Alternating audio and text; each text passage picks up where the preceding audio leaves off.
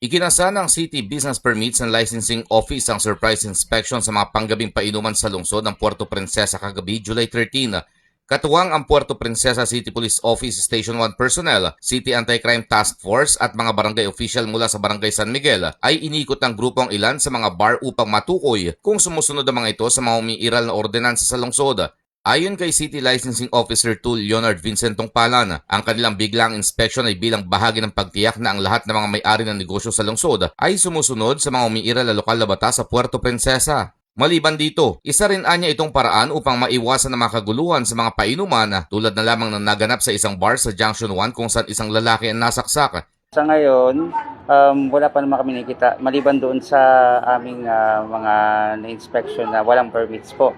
So inaabangan din namin, so hingi kami ng tulong sa PNP, sa ating Philippine National Police and sa ating anti-crime para doon sa mga kung nakikita niyo po yung mga post po sa Facebook, yung mga kaguluhan sa mga bars. Yun po ang dahilan kung bakit din po kami nag-conduct ulit ng ganitong dahil yun nga po napapadalas na naman po yung mga kaguluhan sa ating mga bars po, sa mga restaurants pagdating po ng gabi. Sinabi pa nitong pala na base sa ginawa nilang inspeksyon, karamihan sa kanilang mga napuntahan ay kulang sa mga kinakailangang permits para sa kanilang mga negosyo, partikular na sa mga requirements sa ilalim ng naibigay sa mga itong temporary mayor's permit.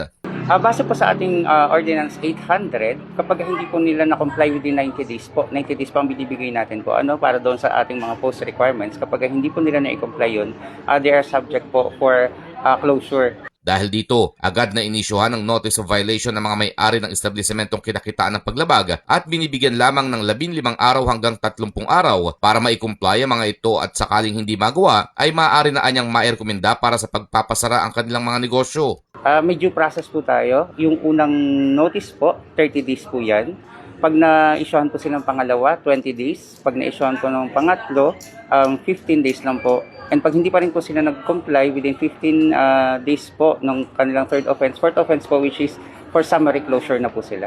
Samantala, tuloy din anya nilang hinihingi ang kooperasyon ng iba pang law enforcement agencies, maging ng publiko sa pagbibigay sa kanila ng mga impormasyon at mga ebidensya kaugnay sa mga patuloy na lumalabag sa Revenue Code ng lungsod upang agad na mabigyan ng aksyon ang mga ito.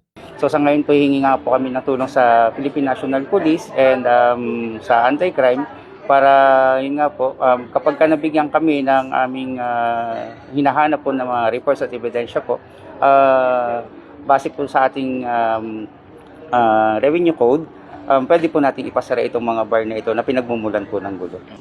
Ang aming recommendation lang ay dapat ay maging compliant ang ating mga business establishment na minsan ay pinagmumulan ng ating mga gulo. Kaya dapat maging compliant sila mula sa ating mga CCTV cameras at the same time sa mga security o bouncer para madagdagan ng kanilang seguridad. Magbibigay kami ng assistance kasama ng ating anti-crime para gawin yun upang matulungan natin na ma-monitor, ma-prevent natin kung anumang insidente na pwedeng mangyari dito sa ating AOR. Chris Barrientos, Basta Radio, ibandera mo.